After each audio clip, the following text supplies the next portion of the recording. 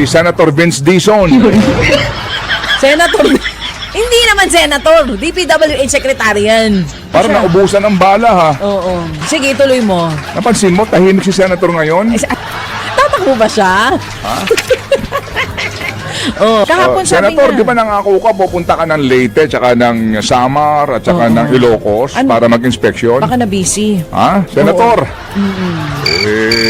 Boboto pa naman kita. Parang nanahimik yung si Senator, pansin nyo? Kahapon meron siya. No, parang ano, no? Nandun siya sa auction. Nandun siya sa yun daw ang patunay na talagang makakamit na natin ang hustisya. Anong kinalam mo sa Ganyan. auction? Oh, nandun sila. Hindi Bakit? sila tahimik, nandun sila. Kayo Bakit? talaga. Bakit? Substandard ba ang ano? Rolls Royce? Ha? Eh, hindi ko sure kung substandard ang Rolls Royce. O sige. Si Secretary Dizon nagpa-request din po ng ILBO. Alright?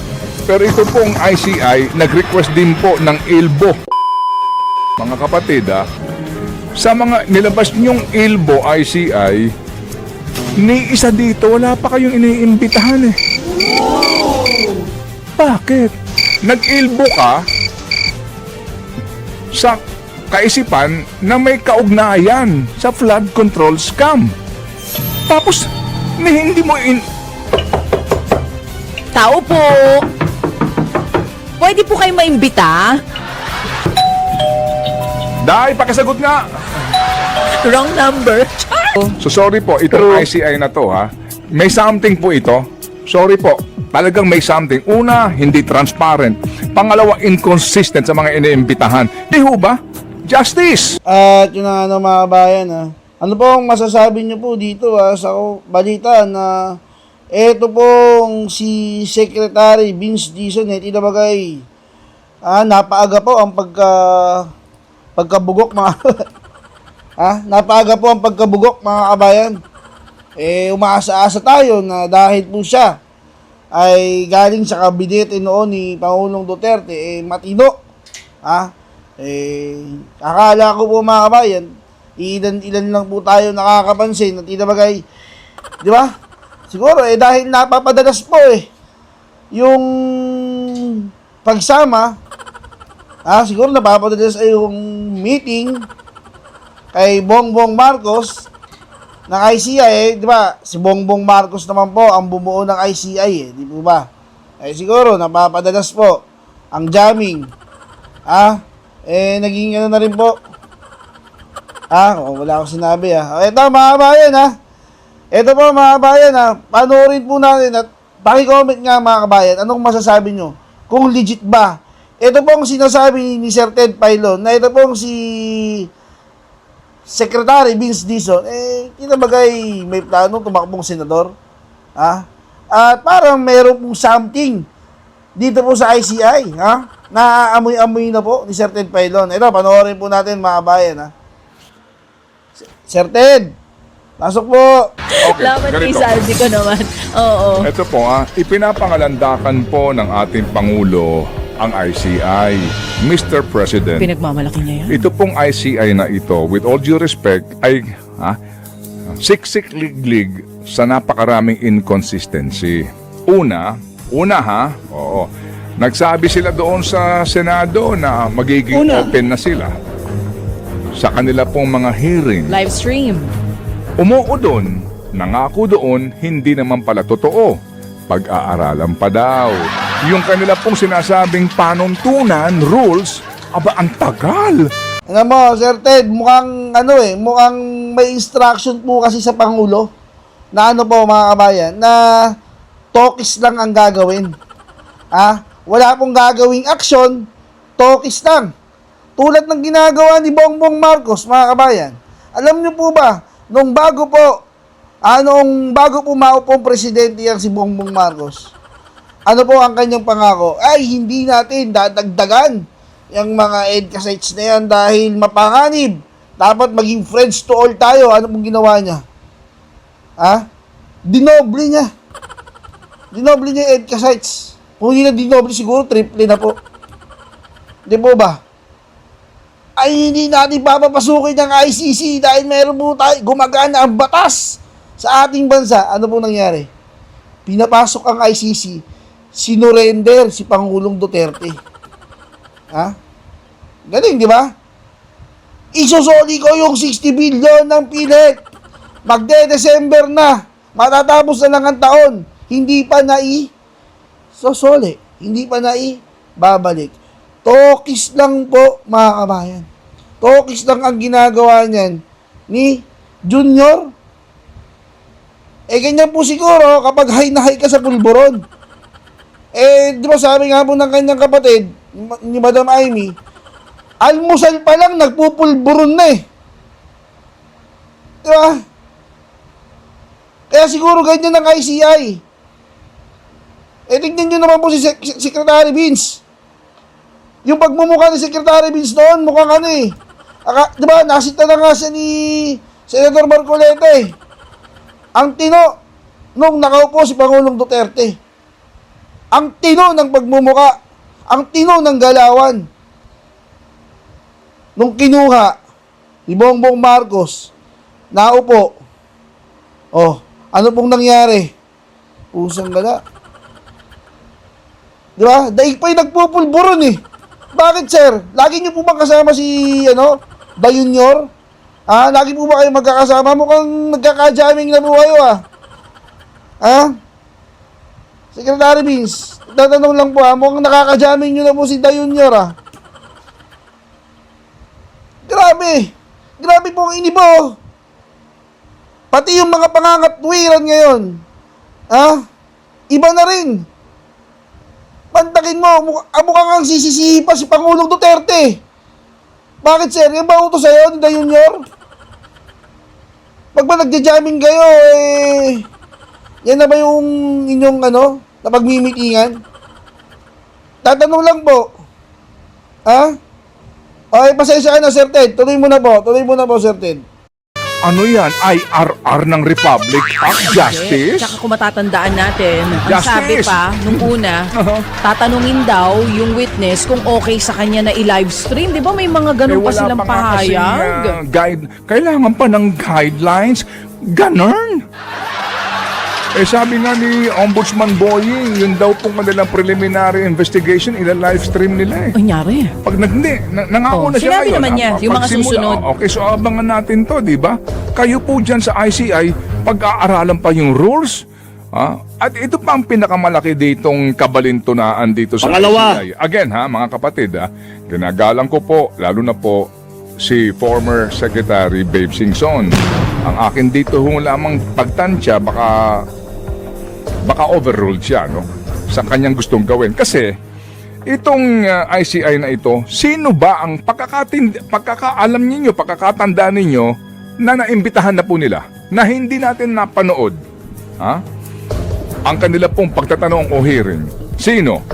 Sabi po sa report na ito, si Manny Bonoan, Mark Villar, Bulacan 1st District Engineers Henry Alcantara, Bryce Hernandez, JP Mendoza, Curly and Sara Discaya, Heart, Senator Chis Escudero, Grace Po, Navotas Congressman Toby Chanco, si Senator Vince Dizon. Senator, hindi naman senator, DPWH secretary yan. Oo, tatakbo ba? Ba't mo kayo nagagalitan? Hindi nalito lang, baka ibang senator na basa mo ako mo. na naman tono mo Sorry. Sige, tuloy mo. Napansin mo, tahimik si senator ngayon? Aspiring senator siguro. Parang walang... Hindi, kahapon meron Parang siya. naubusan ng bala, ha? Oo. Parang, what? Kahapon sabi Senator, niya. di ba nangako ka, pupunta ka ng Leyte, tsaka ng Samar, at tsaka ng Ilocos para mag-inspeksyon? Baka na busy. Ha? Senator? Boboto pa naman kita. Tatakbo ba siya?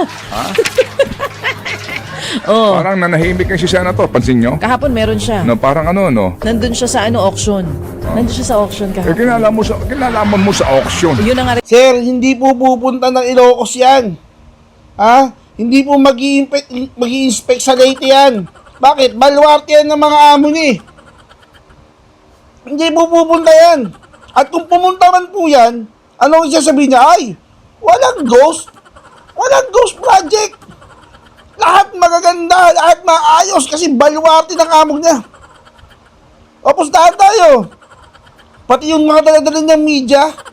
Kasi di ba, pag pupunta sa may media sila dun Hindi niya i-declare na walang ghost, na may mga hindi tapos, may mga substandard, palabo yan. Di ba si Azurin nga eh, saan sabi niya Azurin? ICI, pumunta doon. Ang sabi niya Azurin, hindi, walang ghost. O, di ba? Usang gala. Yan na yun eh. Kaya kasi nasabi, wala tayong mapapala dyan sa ICI. Wala tayong mapapala sa investigasyon na yan. Pasensya na po ulit, Sir Ted. Na-istorbo ko po kayo. Tuloy po natin, Sir Ted. Tuloy po natin. Pinagtataka ko. Mabuti May kung ano din, substandard ba yung Uy, may representative Rolls-Royce? din ng ICI dun Ah? Oo, sa auction nandun sila. Yun daw ang patunay na talagang makakamit na natin ang hustisya. Anong kinalaman mo sa Ganyan. auction? Oh, nandun Ba- sila. Hindi bakit? sila tahimik, nandun sila. Kayo Bakit? talaga. Bakit? Substandard ba ang Rolls-Royce? Ha? Eh, hindi ko sure kung substandard ang Rolls-Royce. O sige, tuloy mo. Vince Dizon. Cathy Cabral. Ba si Cathy? Si Cathy Cabral. Of course, si Yusek. Oo. Si Cathy pala yun. Si Senators Joel Villanueva. Jinggoy Estrada. At kinatawan ng Anti-Money Laundering Council. So far po ito ha. Meron mang bago. Oh. Alam nyo itong si ICI na to. Issue kayo ng issue ng ILBO. Ano ba ibig sabihin ng ILBO? Immigration Lookout Bulletin. Okay. Si Secretary Dizon nagpa-request din po ng ILBO. Alright? Pero ito pong ICI nag-request din po ng ILBO. Mga kapatid ha. Sino-sino ito? Haba nito. Ha? Okay. Kasama dito si Maynard Ngu. At ito hong mga congressman na idinadawit ng mag-asawang Diskaya. Okay? Alright. At maliban dyan, meron pa silang dinagdag dito. Nakasama daw po sa ILBO. At naalala din po ninyo, doon sa unang ILBO, nabanggit na po dito yung pong pangalan ng ilang pong mga tinatawag nga na mga facilitators, right? Sino to? Ng mga proponents. Sa mga nilabas nyong ILBO, ICI, ni isa dito, wala kaming, maliban doon kila Martin Romualdez, Escudero, etc., no, itong mga humarap na dyan, ni isa dito, wala pa kayong iniimbitahan eh. Bakit? Nag-ILBO ka sa kaisipan na may kaugnayan sa flood control scam. Tapos, hindi mo eto ha, opo. Nag-ILBO ka dito kay Marilu Laurio Lipana, nung asawa ng Commissioner Lipana. Pinatawag mo na ba? Stop taking meeting notes and let ClickUp AI Note Taker do it for you. It allows you to focus on your meetings, not your notes. It captures everything. Tao po! Pwede po kayo maimbita? Eh, sabi mo pinatawag mo eh. Sorry ha, sorry po. Ako nagtatanong Meron lang. naman daw iimbitahan from DBM, pero yung OIC, Okay. hindi si Amina. Okay, Oh. kayo po, kayo, with all due respect, kayo po ay nagpa-ILBO dito po kay Congressman Jojo Ang, kay Congressman Vargas, Oh. Ataide, Briones, Chodoro, Robes, Madron, Agaraw.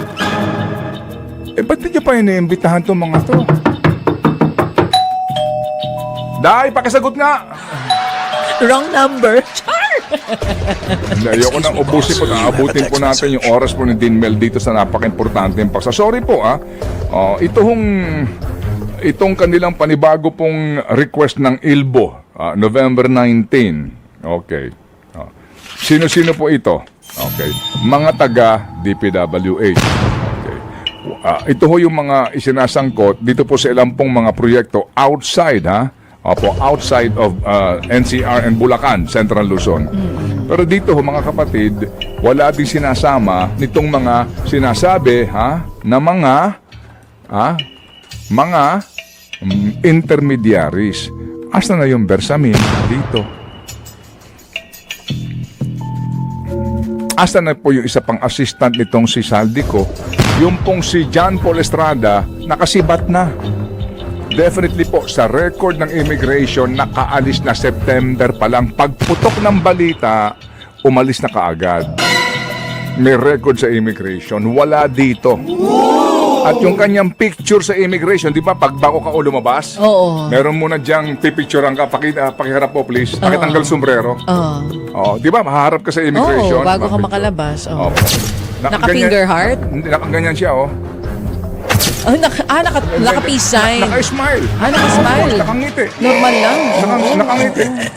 Bakit ka naman ngingiti? Magbabakasyon ka sa ibang bansa. Ikaw ba pag pinipicturean ka doon, hindi ka nakangiti? Wala namang question sa nakangiti. Oo, tama naman. Oo, diba? Oo. Ikaw ba pag sinabi sa'yo, umarap ka dito, paano ang ano mo? Itsura mo nun? Ha? Pag sinasabi, sir, paharap na lang po sa camera, di ba may ganun yun? Oo. Ikaw, nyari akong immigration Oo, Sige, ikaw ang aalis ng bansa. Okay. Paul Estrada. Saan ang punta mo? Paris po. Sa France. Sino kasama mo? Secret. Kagagaling mo lang dun Huh? Babalik ka? Oo. Sama ko si boss. Okay. Ilang araw? Anong hotel? Hindi pa ho namin sigurado kasi ano ho kami. Paikot-ikot kami. Daming tatak ng passport mo Sige. Sa sweldo mo, parang lagi ka nakakaalis ng bansa. Sobrang BIR ka ba? Immigration ka. Dami mong tanong ha. May dala kang yearbook. May dala kang yearbook. Anyway, Diba? nakalabas na po si Paul Estrada. Oo. Confirmed. Yeah. Saan kaya Wala punta? sa Pilipinas since September po ang record niya. At di na po babalik yan. Sigurado. Okay? At si Manny Anyway, Bonoan wala na rin dito. So sorry po, itong ICI na to ha. May something po ito. Sorry po. Talagang may something. Una, hindi transparent. Pangalawa, inconsistent sa mga iniimbitahan. Yung klarong-klarong intermediaries, nag-ilbo-ilbo kayo pero yung hindi nyo naman pinatatawag. Di ba? Hindi nyo pinatatawag. Kung ikaw din yung na-ilbo, na inosente, unfair naman ito. Inilbo mo ako, ayaw mo akong patawag para maklir ko pangalan ko sa inyo. Hindi ho ba? Justice! The world needs love. Yes. But we need first justice. Okay? Restitution. Alright? Justice, restitution, accountability. Accountability, justice, restitution. We indeed know that the world needs love. But before we love all of this process or the world, first, ikulong! Mandarambong! Napakatindi po nung talagang birada po dyan, ni Sir Ted Pailon, Dito po sa mga ICI at sa DPWH Secretary. Secretary Vince. Baka naman, sir. Baka naman po. Patunayan mong mali. Nagkamali kami. Talagang tapat ka sa tungkulin mo. Please lang, sir. Hinahanap na po namin yung dating ikaw, Nasaan na po yung dating ikaw nung ang nakaupo pang Pangulo ay si Pangulong Duterte? Nasaan na yun, sir? Bumalik ka na, please! At sa ICI naman, noon pa, alam ko naman po na wala na pong mangyayari dyan. Dahil si Pangulong Bongbong Marcos po ang bumuo niyan. Sabi nga niya, siya rin ang magtatapos yan. Dahil siya ang boss nila dyan. Siya po ang boss nila dyan. At kahit kailanman, hindi po nila maaaring isama o ipakulong ang kanyang pinsan dahil ginawa yung ICI para protektahan ang palasyo. Patay tayo dyan. Hanggang dyan na lang po muna, mga kabayan, at magkita-kita po tayo sa mga susunod pa po nating mga video. Paalam!